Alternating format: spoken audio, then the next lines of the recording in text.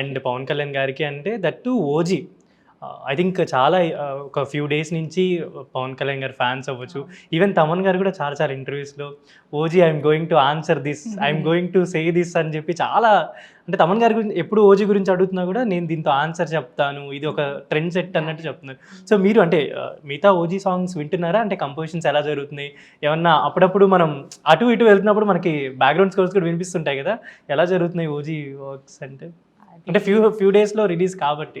Definitely it's going to be a sensation. Hmm. అది that is all I can say for now. But firstly release అయిన first 3 songs, fire Storm కానీ, దాని తర్వాత hungry చీటా, then సువి సువి, ఈ 3 సాంగ్సే అసలు ఒక రేంజ్లో ఉన్నాయి.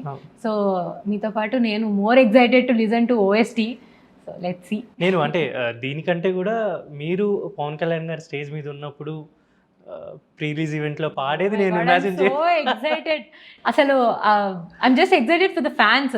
అంటే నేను ఒక ఫ్యాన్గా ఐ కెన్ ఇమాజిన్ అనమాట ఫ్యాన్స్ రెస్పాన్స్ ఎలా ఉంటుంది to all his songs and live perform చేయడం. బికాస్ భీమ్లా నాయక్ అప్పుడు ఐ మిస్డ్, వకీల్ సాబ్ అప్పుడు I missed the audio launch events, రెండు మిస్ అయ్యా. So this is going to be huge. So deputy CM గారు ముందు విజయవాడ అమ్మాయి దట్టు ఒకసారి పర్ఫార్మ్ చేశాను ఆల్రెడీ, బట్ అంత ఇష్టం పర్ఫార్మ్ చేశాను విజయవాడలో ఎన్టీఆర్ ట్రస్ట్ షో జరిగినప్పుడు. ఐ సా పవన్ కళ్యాణ్ గారు sitting and listening to me, ఇలా లేచి listen to me. So it was very memorable.